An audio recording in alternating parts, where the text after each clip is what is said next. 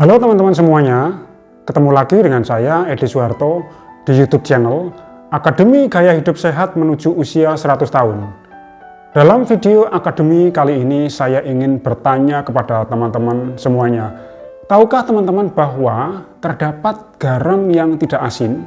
Ini mungkin perlu kita ketahui terutama bagi kita yang telah memiliki riwayat hipertensi atau tekanan darah tinggi. Atau bagi teman-teman yang memiliki bakat atau kecenderungan hipertensi, atau bagi teman-teman yang ingin menurunkan berat badan, atau bagi siapapun dengan kondisi medis tertentu yang sudah perlu membatasi asupan garam dalam makanan hariannya.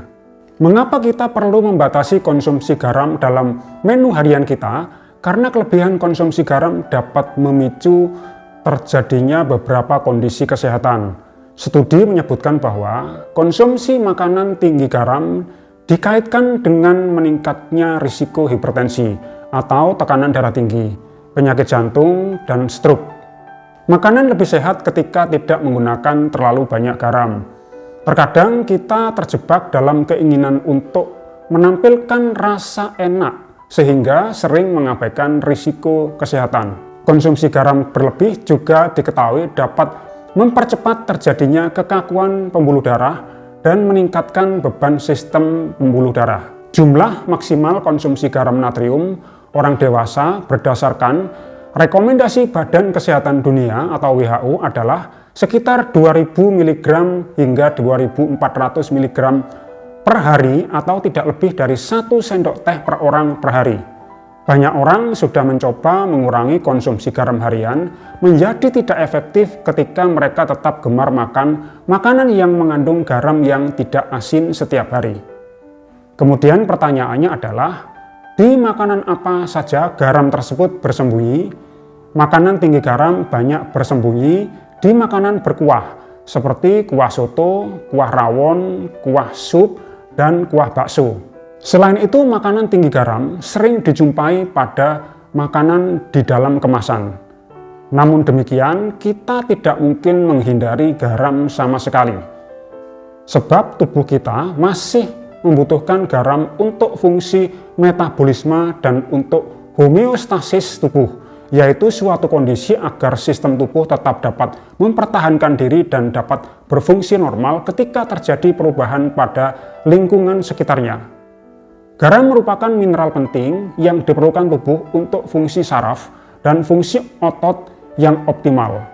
Tetapi garam dibutuhkan oleh tubuh dalam jumlah yang terukur. Terlalu banyak konsumsi garam dapat berdampak buruk terhadap kesehatan. Berikut adalah beberapa jenis garam yang biasa dijumpai di dalam makanan kita sehari-hari. Di antaranya ada beberapa jenis garam yang tidak asin yang perlu kita ketahui agar kita dapat mengontrol atau membatasi konsumsi garam di dalam makanan harian kita. Yang pertama, natrium klorida atau garam dapur. Garam dapur adalah jenis garam yang biasa kita konsumsi sehari-hari.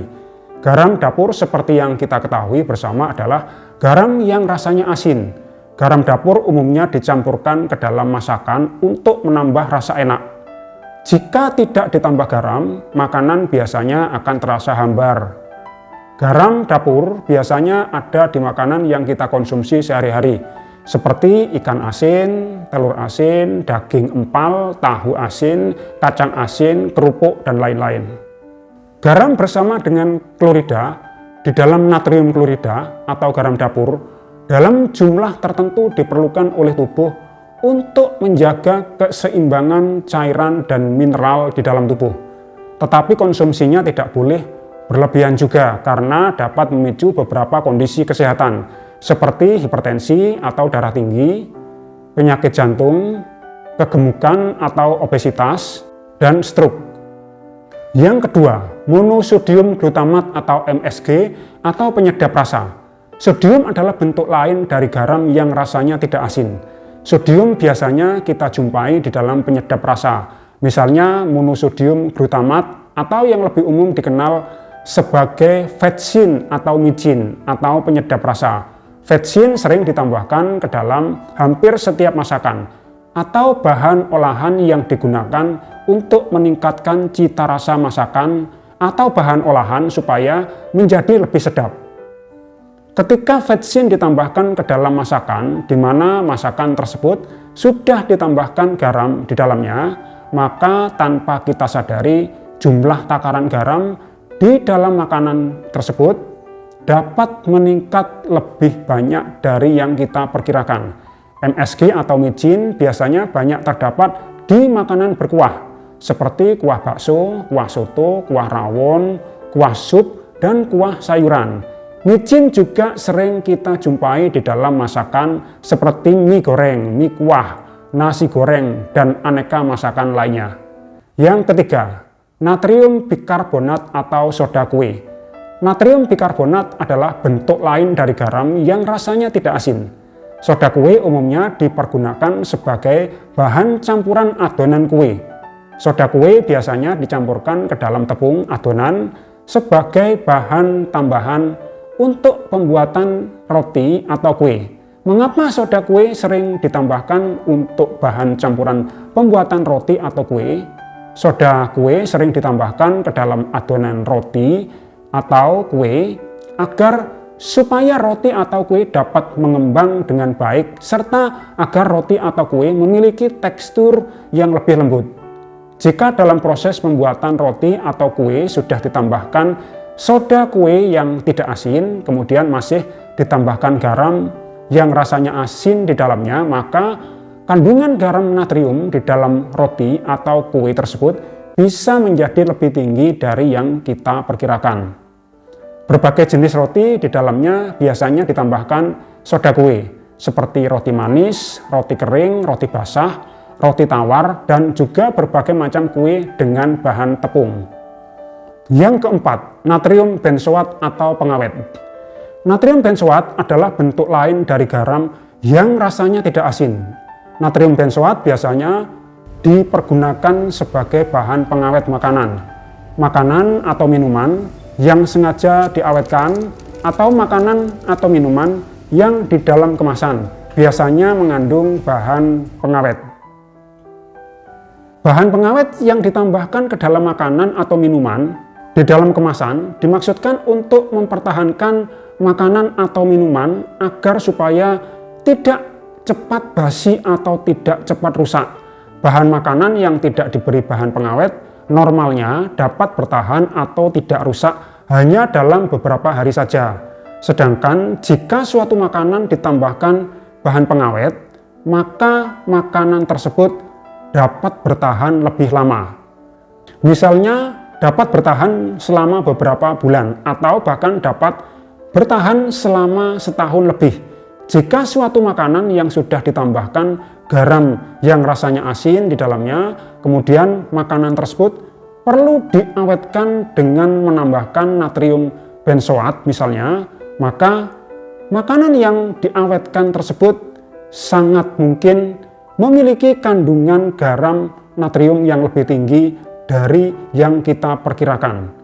Makanan instan seperti mie instan, makanan yang diawetkan, dan makanan yang dikalengkan biasanya mengandung pengawet natrium benzoat atau garam sejenisnya. Bagi teman-teman terutama yang sudah perlu membatasi asupan garam di dalam makanan hariannya, maka ada baiknya mengetahui dan memahami beberapa jenis garam yang tidak asin.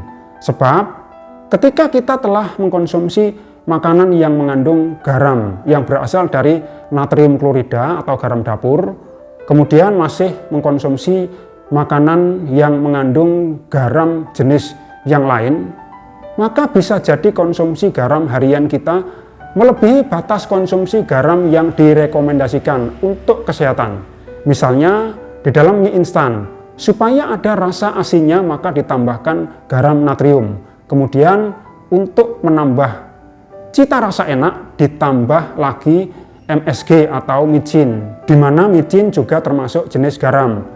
Lalu supaya dapat bertahan lama, maka mie instan ditambahkan natrium benzoat atau pengawet. Maka di dalam mie instan tersebut bisa mengandung 3 jenis garam, 1 garam yang rasanya asin dan 2 garam lainnya yang tidak asin. sehingga berpotensi dapat mengandung jumlah garam yang melebihi takaran yang direkomendasikan. Jika asupan garam yang kita konsumsi melebihi takaran yang direkomendasikan, yaitu 1 sendok teh per hari, maka berdasarkan studi, hal tersebut dapat menjadi salah satu kontribusi timbulnya penyakit tertentu seperti hipertensi atau tekanan darah tinggi, penyakit jantung, dan penyakit pembuluh darah atau penyakit kardiovaskuler. Garam bersifat higroskopis atau menyerap air. Artinya, garam dapat menyerap air dari lingkungan sekitarnya. Coba kita bikin percobaan sederhana. Ambillah 1 sendok makan garam, kemudian letakkan di piring kecil. Pastikan teman-teman mengambil garam yang kering. Kemudian letakkan piring yang telah ada garamnya tersebut di suatu tempat di luar rumah semalaman. Lalu coba teman-teman perhatikan apa yang terjadi pada garam tersebut pada keesokan harinya. Garam tersebut akan menjadi basah. Itu berarti garam tersebut telah menarik air dari kelembapan udara. Itu artinya ketika kita mengkonsumsi terlalu banyak garam, kemudian garam tersebut akan terserap ke dalam pembuluh darah. Ketika darah kita banyak mengandung garam, maka garam tersebut dapat menyerap air lebih banyak ke dalam pembuluh darah, sehingga volume darah akan meningkat. Jika volume darah meningkat, maka tekanannya akan meningkat, sehingga dapat terjadi apa yang disebut dengan tekanan darah tinggi atau hipertensi. Oh iya teman-teman, demikian pentingnya pembatasan konsumsi garam yang dapat berpengaruh terhadap kesehatan, sehingga terdapat beberapa negara yang telah menerapkan pembatasan penggunaan garam di dalam produk makanan olahan yang telah ditetapkan di dalam undang-undang, termasuk tidak mengizinkan restoran menempatkan botol tempat garam di atas meja makan pelanggan. Misalnya di Afrika Selatan. Di Afrika Selatan, garam dapur tidak boleh ditempatkan di atas meja makan pelanggan. Jika sebuah restoran di Afrika Selatan kedapatan menaruh salt shaker atau tempat garam di atas meja makan, maka restoran tersebut bisa dianggap telah melakukan tindakan ilegal yang dapat dikenai penalti atau membayar denda karena bertentangan dengan undang-undang pembatasan konsumsi garam. Terdapat beberapa negara yang telah menerapkan undang-undang pembatasan konsumsi garam seperti yang kita bicarakan tadi. Antara lain adalah Afrika Selatan, Argentina, Uruguay, Belgia, Yunani, Portugal, dan Finlandia. Apa yang dapat kita pelajari dari video kali ini? Seperti yang telah kita bicarakan tadi, garam banyak bersembunyi di beberapa makanan, terutama makanan olahan dan makanan instan. Karena pedoman umum yang telah kita ketahui bahwa maksimal konsumsi garam adalah 1 sendok teh per orang per hari, maka konsumsi garam yang berlebihan dapat berisiko terhadap kondisi medis tertentu. Jika kita mencoba membatasi garam dalam makanan harian kita, maka kita juga perlu membatasi konsumsi kue atau roti yang di dalamnya biasanya sudah ditambahkan garam berupa bahan pengembang natrium bikarbonat. Selain natrium bikarbonat, di dalam kue biasanya juga terdapat banyak kandungan gula dan tepungnya, sehingga jika teman-teman harus mengkonsumsi kue atau roti, maka konsumsilah secukupnya saja dan tidak berlebihan. Jika teman-teman ingin menerapkan diet rendah garam, maka teman-teman dapat memilih makanan yang tidak diproses, sebab makanan yang telah diproses diketahui banyak mengandung bahan tambahan, antara lain jenis garam yang rasanya asin dan jenis garam yang tidak asin seperti yang telah kita bicarakan tadi. Video ini hanya untuk tujuan pembelajaran dan motivasional. Video ini tidak dimaksudkan untuk menggantikan rekomendasi medis apapun. Kebutuhan konsumsi garam mungkin tidak sama bagi setiap orang.